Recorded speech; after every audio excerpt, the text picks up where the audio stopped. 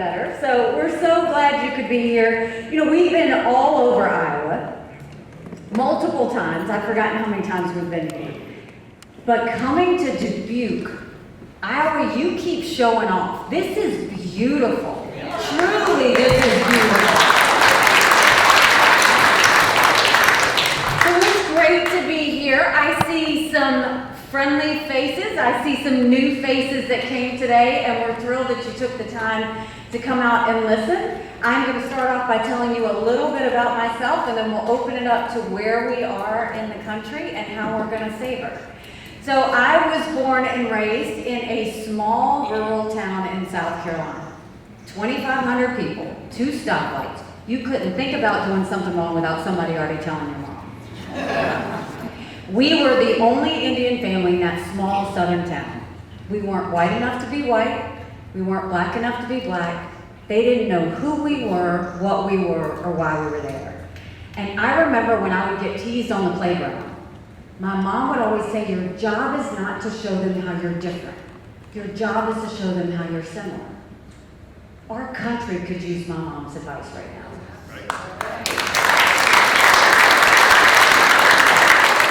And even though they didn't know why we were there, my parents knew why we were there. Because there was never a day they didn't remind me, my brothers, and my sister how blessed we were to live in America. My mom started a business out of the living room of our home. 30 plus years later, it was a very successful company. I started doing the books for them when I was 13. It wasn't until I got to college that I realized that was child labor. But I learned how to stretch a dollar. And then I went on to Clemson University, go Tigers, and graduated with a degree in accounting. I met my husband my very first weekend at Clemson. We dated for 7 years. We've been married for 26. We have 2 children. And after I left Clemson, I went and worked for the corporate world for a while. And then I came back home to the family business.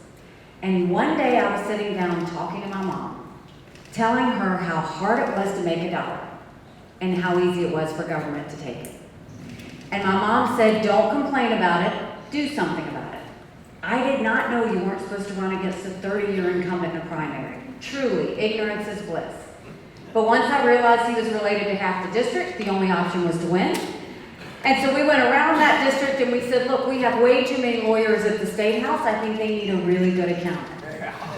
And the district took a chance on me and we won. And then we got to the State House and we got to work. And in South Carolina, a lot of legislation is passed by a voice vote. All in favor, say aye. All opposed, nay. The ayes have it. But one day they passed a bill that would give legislators a pay raise. All in favor, say aye. All opposed, silence. The ayes have it. Yet to this day, you can't find one legislator that says they voted themselves a pay raise. We had a Republican House, a Republican Senate, and a Republican governor. And I was furious. I went to the Speaker of the House and I said, this is exactly why people don't trust us. And I filed a bill that said anything important enough to be debated on the floor of the House or the Senate is important enough for people to know how their legislators voted.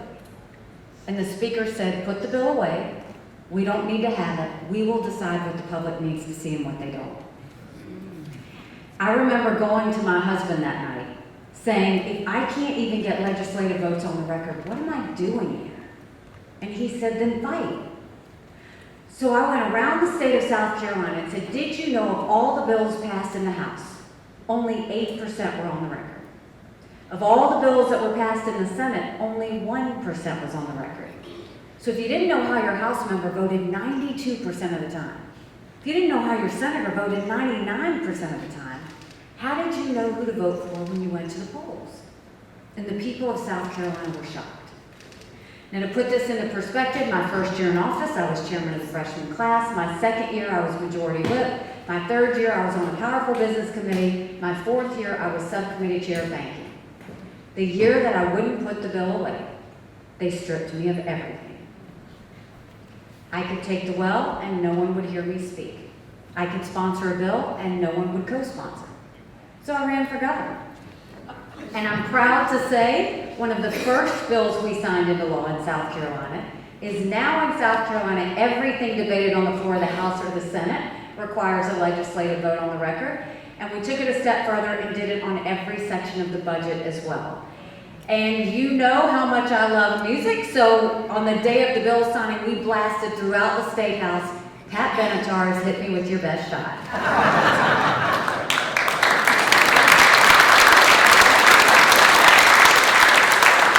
South Carolina was hurting at the time that I became governor. We had a double-digit unemployment rate. Families were suffering a lot, and we had to get to work. So by the time I left, we were building planes with Boeing. We were building more BMWs than any place in the world. We had brought in Mercedes-Benz, we recruited Volvo, we had 5 international tire companies, and they were referring to us as the beast of the Southeast, which I love. We went from that double-digit unemployment rate at I think 11%, we went down to 4. We moved 35,000 people from welfare to work. We started focusing on inmates and how they got in and what happened after. We put equipment behind the fence and started training them on a skill. Now in South Carolina, when an inmate leaves the fence, they have a job to go to the next day. We now have the lowest recidivism rate in the country.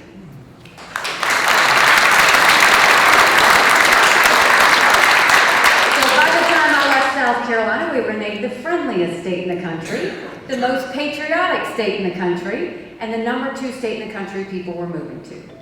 And then I got a call to go to the United Nations. And my response was, I don't even know what the United Nations does, I just know everybody hates it. But when you get the chance to serve your country, you jump.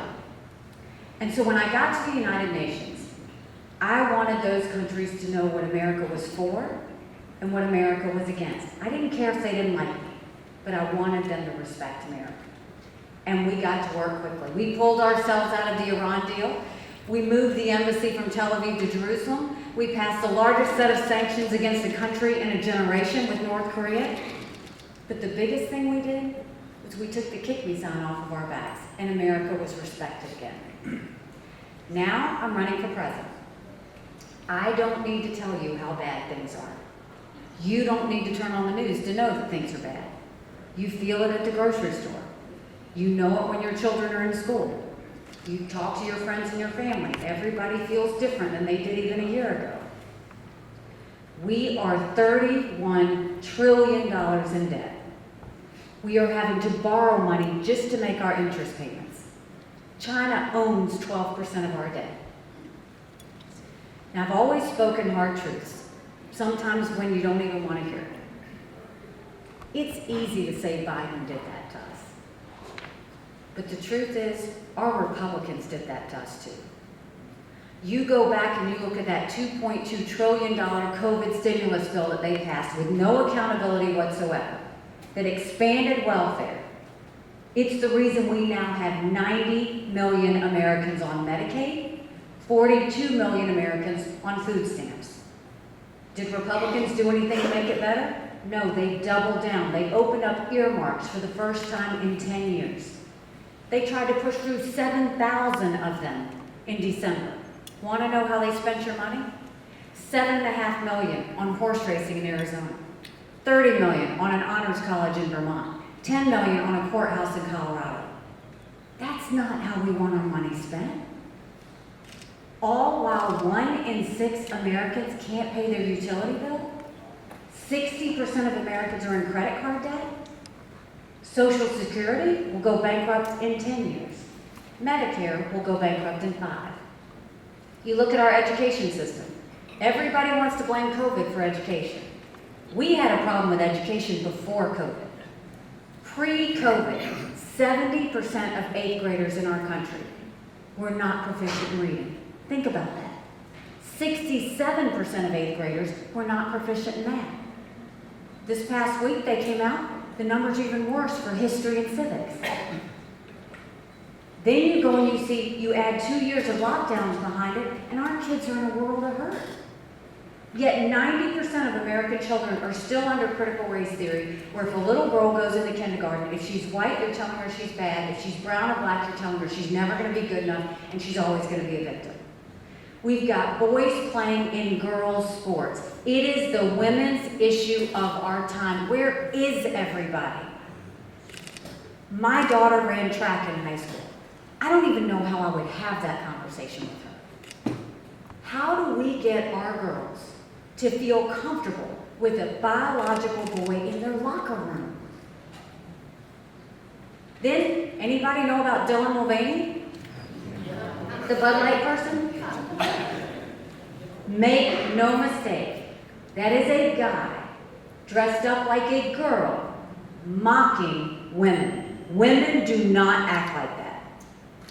And then you want to know and say, why are a third of our teenage girls seriously contemplated suicide last year? What are we doing to them? We're supposed to be making strong girls. We're supposed to be giving them confidence. How is any of that giving them confidence? Then you look at crime. Around this country, people are scared for their children to ride their bikes down the street. They're worried about getting carjacked going to a restaurant.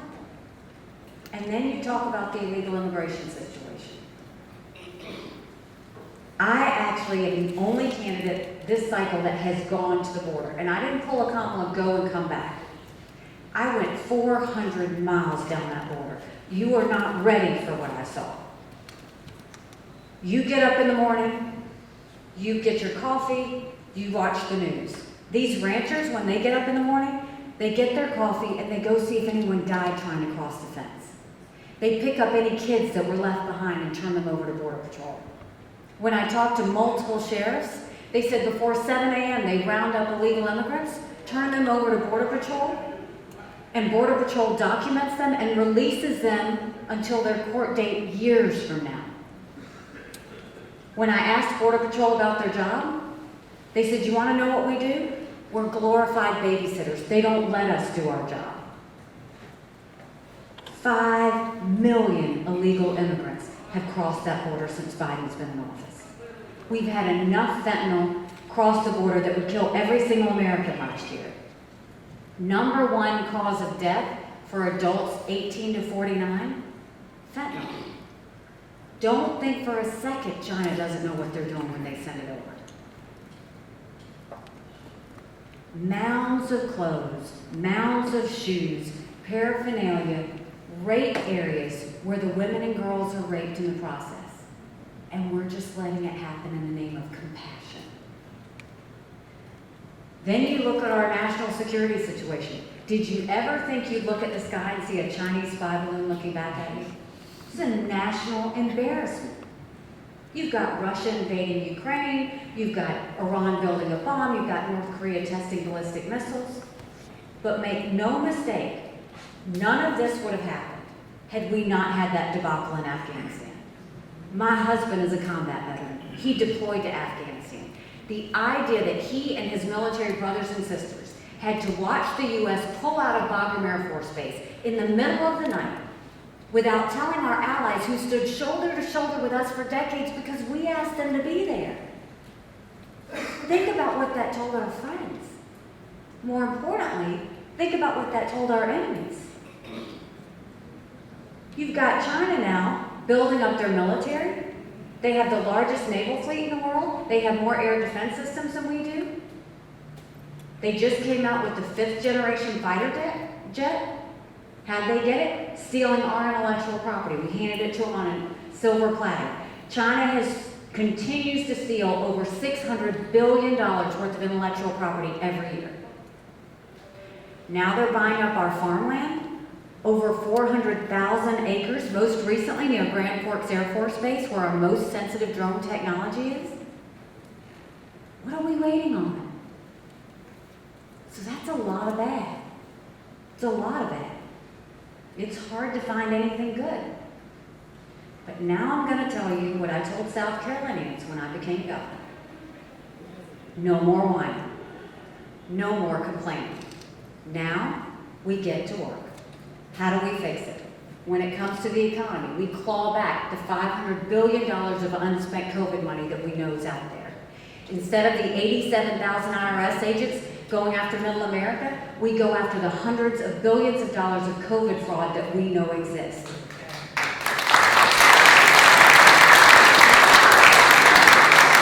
If 15% of our budget is interest, quit borrowing.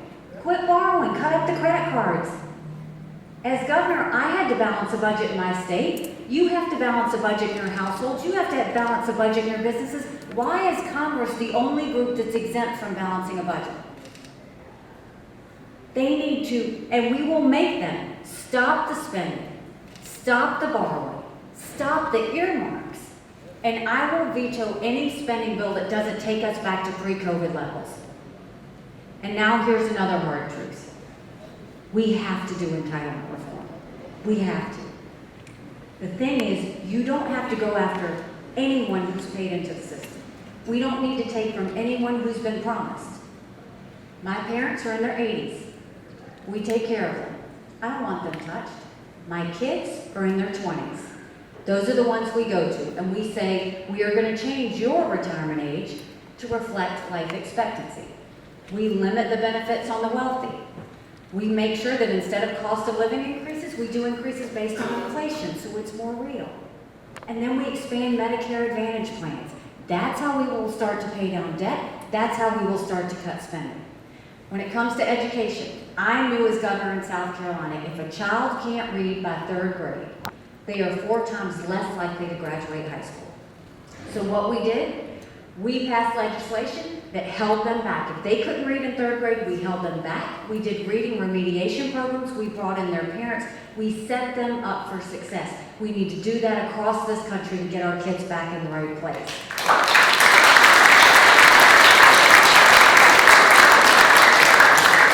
Every parent needs to know what's being said to their child in the classroom. There should be complete transparency in schools so that parents never have to worry if something is happening behind their backs. And of all things, let parents parent. Teachers don't want to parent. They've got enough on their plate. They just want to teach. So let's open it up, make it transparent so that parents know what's going on. And yes, parents should decide where their kids go to school. We don't need government mandates telling our kids where they have to go to school. And finally, we will build things in America again. And we will put vocational classes back in high schools. Yeah.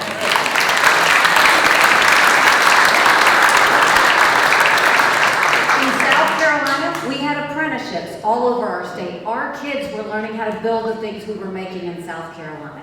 That's what we'll do. And then when it comes to our universities, we're going to say you either take Chinese money or you take American money, but the days of taking both are over. We will pull that Chinese infiltration out of every one of our universities as well.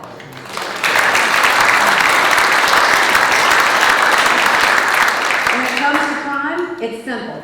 Have the backs of your law enforcement, take the numbers of our criminals and make examples of them, and tell your district attorneys that they need to punish according to the law. No more weak penalties in our process.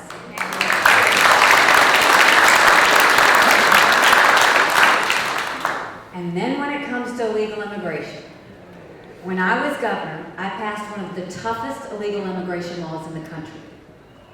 We did a mandatory E-Verify program that made every business have to show whether the people they were hiring were in this country legally. We will do a national mandatory E-Verify program. We will defund sanctuary cities. We will stop the hundreds of billions of dollars in handouts that are going to illegal immigrants right now. We will go back to remain in Mexico because guess what? Nobody wants to remain in Mexico. We will go back to the provisions of Title 42, and instead of catch and release, we will go to catch and deport. That is how we will cut the flow of illegal immigration.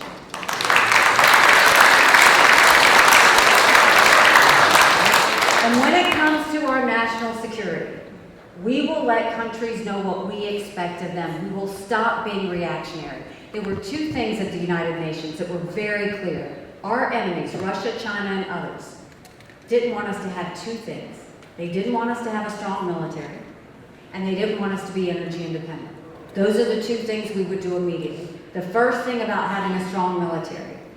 A strong military doesn't start wars. A strong military prevents wars. And the way you do that, we have 25%, we're 25% low in recruitment right now. The way we will do this is you make sure any veteran that is willing to shed blood and defend us and protect us should be protected for the rest of their life. We will make sure every veteran never wants or need anything. You don't just take care of veterans when they go and then stop when they come back. You take care of them for the rest of their life. They sacrificed for us. And then when it comes to energy independence, no more going hat in hand to Saudi Arabia. No more getting dirty oil from Venezuela. You make sure we're strong and we can stand on our own. You know, when I was at the United Nations and we moved the embassy from Tel Aviv to Jerusalem, the entire world condemned us. And I was proud to issue the first American veto in several years to fight back. But 128 countries condemned us that day. And I was furious because America always puts its embassy in the capital of every country. Jerusalem is the capital of Israel. We were acknowledging a truth. But I went back to my office and I told my staff, I said, I want you to put a book together. And in that book, I want you to list all 193 countries. I want the second column to be the percentage of times they voted with the U.S. and against the U.S. And I want the third column to be how much foreign aid we give them. I took that book and I gave it to President Trump. He lost his mind. He's flipping pages, he's yelling out countries. And what I said to him was, I said, I'm not saying you give foreign aid based on a percentage vote at the UN, but that should be one of the things we look at. Stop trying to buy friends. Stop trying to pay off enemies. We gave $46 billion last year in foreign aid. Do you know who we gave it to? Pakistan, that harbored terrorists that tried to kill our soldiers. Iraq, that has Iranian influence now that says death to America every day. Zimbabwe, the most anti-American African country out there. Belarus. They're holding hands with Russia as they invade Ukraine.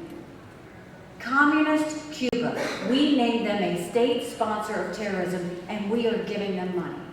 And the one that is the most embarrassing, we are giving money to China.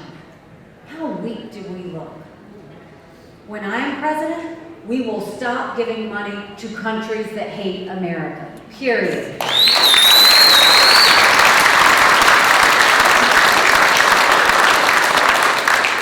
When we start looking strong and being strong, when we start showing what we're made of, that's when we will become strong and proud in the eyes of the world.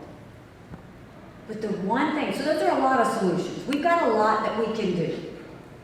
But the one thing that we need to work on right away is this national self-loathing that's taken over our country. The idea that people are saying America's bad or that it's rotten or that it's racist. I was elected the first female minority governor in history. America's not racist, we're blessed. Our kids need to know to love America. They need to be saying the Pledge of Allegiance as they start school every day. We need to go back to what our national purpose is and remind everybody that we are the best country in the world. My husband always used to say, I wish every person would spend one day in Afghanistan. He said, because then they would realize that our homeless live in luxury compared to them. Bless you. We need to get back to that. Do you remember when you were growing up? How simple life was? How safe it felt? It was about faith, family, and country. Your parents raised you to be responsible individuals. You went to school and you learned what you needed to be successful. You went to church and you found your faith and your conscience. Don't you want that again? We could have that again. But in order to have that, it's going to take a lot of courage. Courage for me to run, and courage for every one of you to realize, don't complain about what you get in a general election if you don't play in this caucus. It matters. It is time for a new generational leader. It is time to leave the baggage and the drama behind. We've got new problems that need new solutions. When we do that, that's when we'll get on our feet again. Somebody asked me why I was doing this and why I was running. And I said, you know, my parents came here 50 years ago to an America that was strong and proud and full of opportunities. I want them to know that country again. I'm doing this for my military brothers, my husband and his military brothers and sisters. They need to know their sacrifice meant something. God bless you, by the way. They need to know that we love America. I'm doing this for my daughter who just got married, and I see how hard it was for her and her husband to buy a home. I'm doing this for my son because he's a junior in college, and I see him writing papers of things he doesn't believe in just to get an A. That's not us. And recently they said 78% of Americans don't think their kids are going to live as good of a life as they did. We can't be okay with that. I'm not okay with that. We've got a country to save. But if we commit, we can see a change. I don't know if y'all remember, we had a tragic church shooting in South Carolina at Mother Emanuel Church. It was the first time we had had a shooting in a place of worship. And the national media wanted to come in and divide South Carolina immediately. It was on the heels of Ferguson. And I wanted to hold the state close and not let us fall into that trap. And when I think about that time, we turned away from fear toward God and the values that make us the best country in the world. That's what we have to do again. Because if we do that, I promise you, our best days are to come. Thank you very much. God bless you.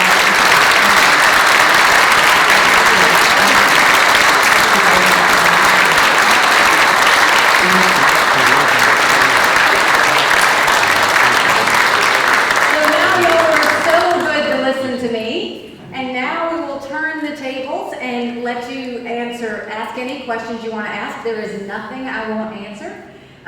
Andrew has a microphone, so he will just raise your hand and he'll come over to you. Was I that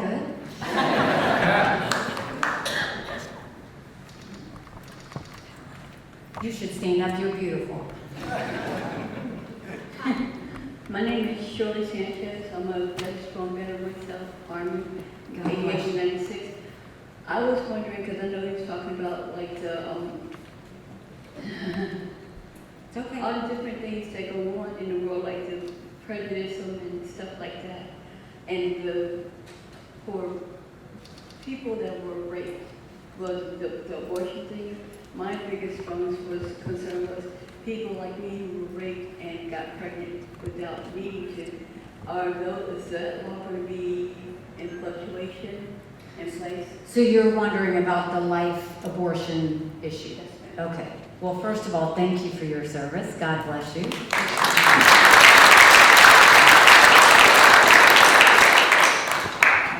So I am unapologetically pro-life. I'm not pro-life because the Republican Party tells me to be. I'm pro-life because my husband was adopted, and I live with that blessing every day. I'm pro-life because I had trouble having both of my children, and they are my blessings every day. Having said that, we never should have had unelected justices deciding something that personal, because the idea of life and abortion is personal for everyone, not just women. It's personal for every man too, and we need to treat it that way. I don't judge anyone for being pro-choice any more than I want you to judge me for being pro-life, because everybody's got a story. So what happened is, before, the states decided. They decided what we needed in terms of the laws that reflected their constituency. And in 1973, when Roe came in, they threw 46 state laws out the window and said they were going to start doing abortion anytime, anywhere, for any reason. Now the unelected justices have gone back and ruled, and I think righted or wrong, and put it back in the states, close to the people, where the people can decide what they want. Some states have gone the more pro-life way. That makes me happy. Some states have gone more pro-abortion. I wish that wasn't the case, but the people are deciding. What we have to remember is we have to humanize this situation. We can't allow them to continue to divide America on this. Now, the second question, and the bigger question that you'll hear in the media is, what's the federal role in this? Should there be a federal role? And I think there can be a federal role. But the way you do it is not dividing people on how many weeks are you for, how many weeks are you for. You know, we can answer that when they start asking Biden and Kamala, are they for 35 weeks, 36 weeks, 37 weeks? No one's asked them that.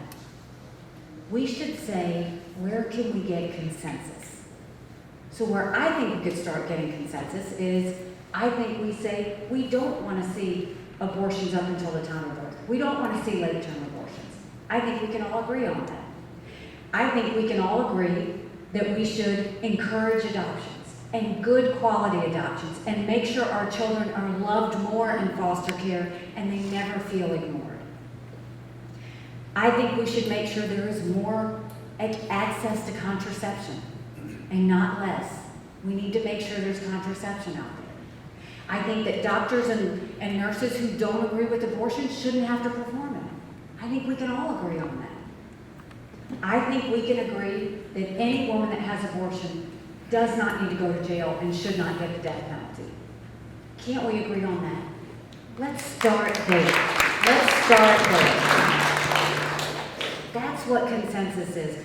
We don't need to demonize people over this issue because every one of us has a story. My roommate in college was raped, and she was terrified that she would be pregnant.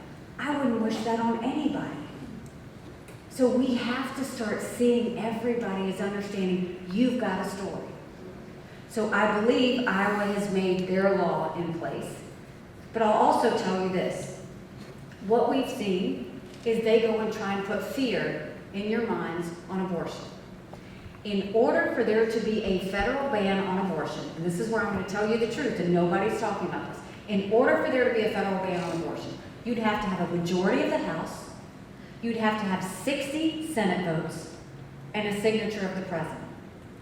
We haven't had 60 Republicans in over 100 years. We might have 45 pro-life senators, and we're fighting for every little one we can get, right? So let's be honest with the American people. No Republican president is going to be able to ban abortions any more than any Democrat president can ban these states' laws. It's just not honest with you for them to say that. So if we're going to have a conversation, let's have an honest conversation.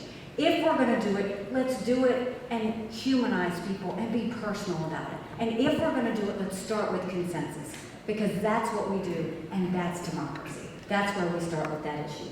God bless you. Thank you.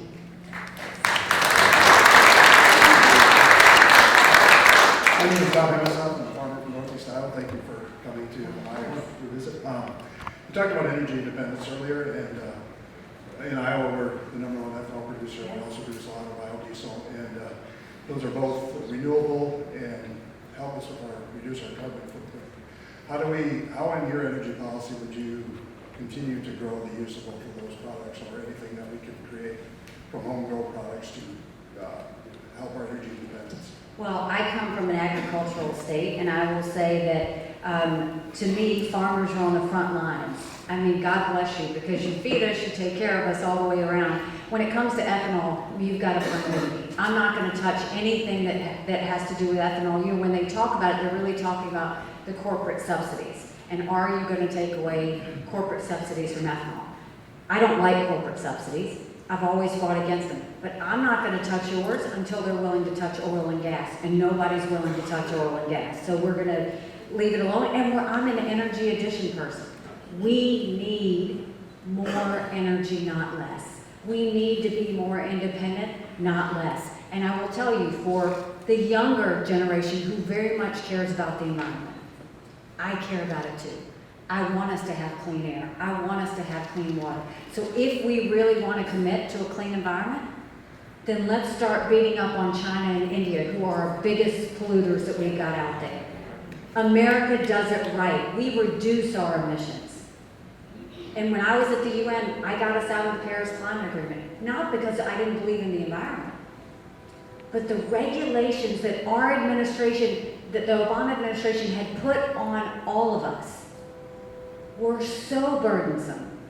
And all these other countries, like China, China's rules were, we'll deal with it in 10 years. I dealt with China long enough to know 10 years never comes for China. They just keep rolling it. So we will continue to do what we need to, but when it comes to the environment, let's talk about the big polluters, and that's how we'll deal with it. All right, next question. Hi, my name's Ben. I just want to deal with, or ask you about, Democrats are using federal institutions to attack their political opponents, and I want to know what a Haley administration would do not to fall victim to these attacks. Well, first I'll tell you, thanks for that question, Ben. First I'll tell you what I did. So, you know, everybody running for president, they'll say, oh, what are you going to do? And they talk about their laws and whatnot. That's really not the first step of what I'm going to do. It wasn't the first step of what I did as governor of South Carolina. It wasn't just immediately go to the legislature. You control what you can control first, and that's your agencies. And what I did was, number one, at the top of every one of my agencies, I didn't put politicians in there. I didn't put donors in there. I put people who understood their consumer. So a veteran was in charge of Veterans Affairs. A business hotelier was in charge of our tourism because he understood heads and beds and people on golf courses. I put people who knew their consumer and knew the challenges that could happen and knew how to lift up people. That's the first thing you do. The second thing I did was I sent people into every agency to clean house. Clean house meaning pull down regulations, pull down old programs that weren't working, pull down anything that was causing more money, and pull down problem children out of those agencies. And some of those agencies needed to be gutted, and some of them just needed to be adjusted a little bit. But you go into each and every one of them and you figure it out. What you're looking at in DC, and we saw this really started under the Obama administration. They started weaponizing agencies. And they did that because we knew the IRS was going after Republican donors. And because there was no accountability, it kept on happening and it kept on going. Now we're looking at all of these things that happened with the FBI. We're looking at the DOJ. I mean, you look at the Durham report. I'll tell you, I lived it. Every day we were hearing about this Russian collusion thing. Every day. And at the United Nations, what was so bad is ambassadors were asking me about it. They were waiting to see if it was true. It was a cloud over our head the whole time that I had to constantly keep answering. The idea that our top law enforcement agency didn't follow the law, and worse, was politically motivated, heads need to roll for that. You need to hold every person whose fingerprints are on it accountable, and every supervisor and senior manager needs to go.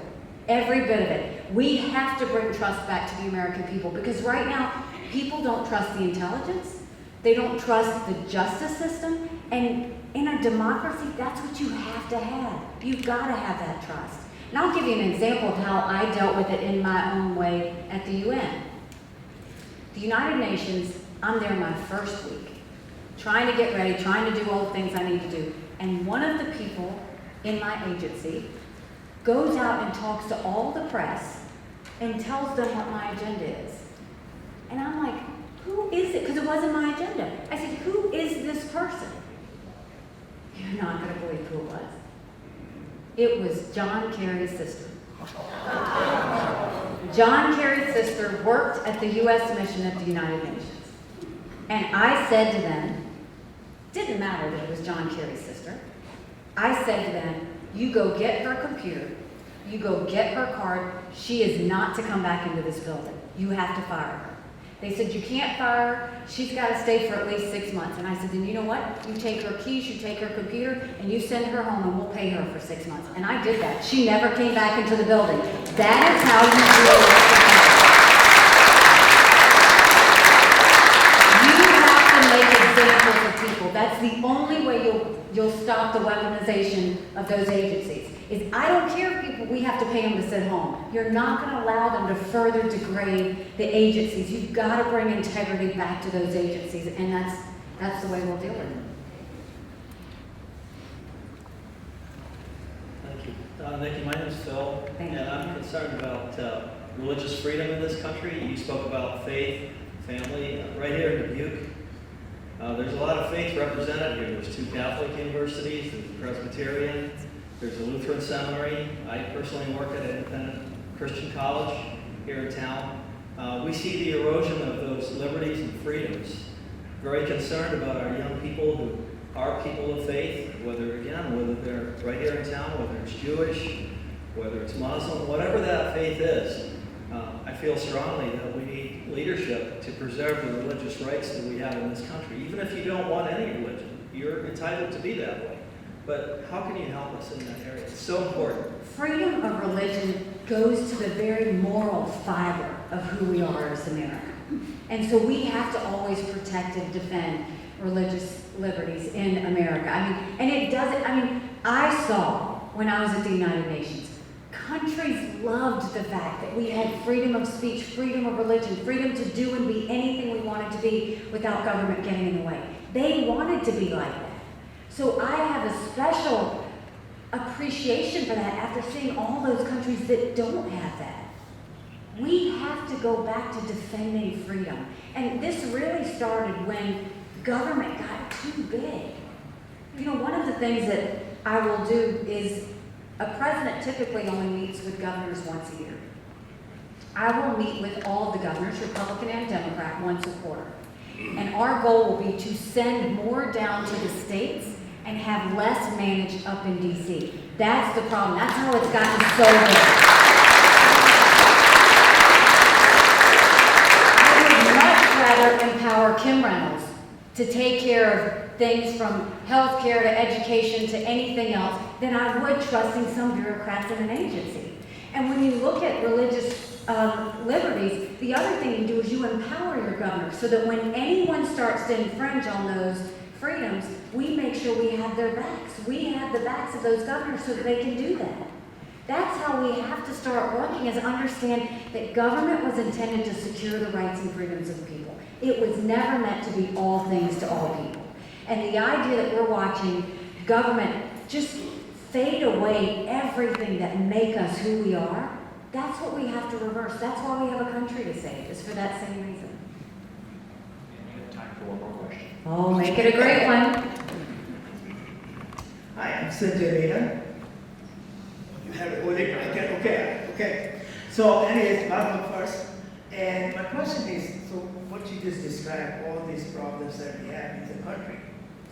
And if you look at it, those who are getting elected to do the work of the people, I'm assuming almost majority of the people will agree with you as to the fundamental of what's good and what's not good. So how do you get those people to go there and work against us? How that works? How that comes and how do you change that? Well, you know, I think first of all, there's a few things when you look at Congress. I mean, honestly, what have they done for you lately, right? What have they done? Don't ever let them say Republicans and Democrats don't agree on things, because they love to spend your money. They love to create all of these laws that do things. They don't ever realize that they're putting more of a burden on you than less. And then they love to get on TV and talk about things, but they never get in a room and do anything. It's the reason why I strongly believe we have to have term limits in this country. It's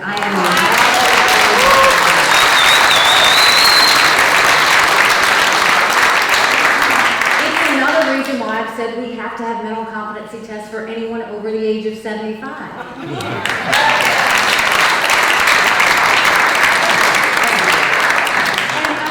Discriminating on that. By the way, in case you didn't know, I am in my prime.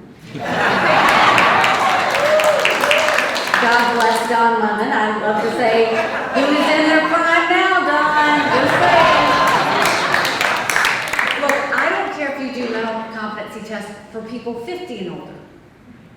These are people we send to DC to make the biggest decisions on our national security, on our future economic policy, on where we go going forward. We need to know they're at the top of their game. I mean, you look at someone like Senator Grassley. He could do push-ups right here. He's as sharp as a tack. He keeps things going. You see that. He would take a mental competency test in a heartbeat. You look at Joe Biden. Honestly, you look at Dianne Feinstein. You look at, there's Republicans up there too. We need to know that these people are capable of being able to do that. And a mental competency test is very easy. It's name multiple words with the same first letter. Or what month are we in? Or what animal is this? They're very basic. But what bothers me is you look at, a few weeks ago, Biden was asked by a child what country he was in the week before. He spent the whole week in Ireland, and he didn't know. Then they asked him how many grandchildren he had. He didn't know. It's because he doesn't explain. Well, I know, I did think about that too. But the truth is, it's not being disrespectful, and it's not being partisan. It's saying that America is in a situation where we need to know we've got the best and the brightest ready to go. So, you know, yes, I will say that, but I will also remind you, don't ever forget the power of your vote. It matters. Your vote is your voice, and your voice is what makes America.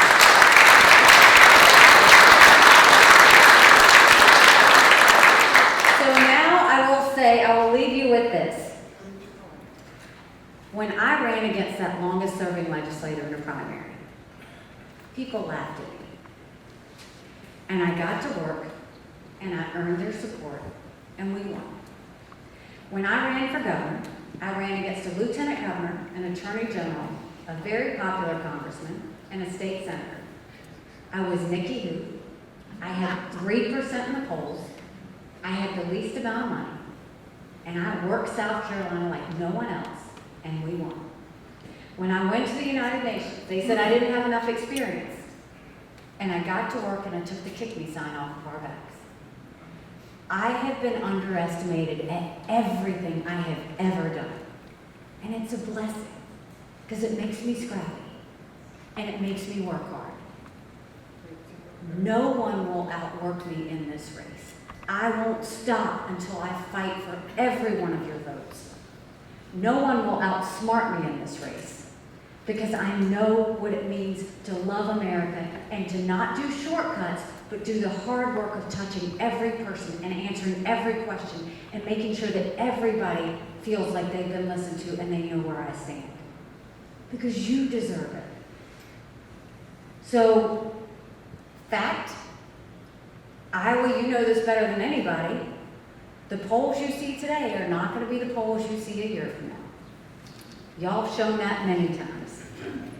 So this is a marathon, it's not a sprint. But I need you.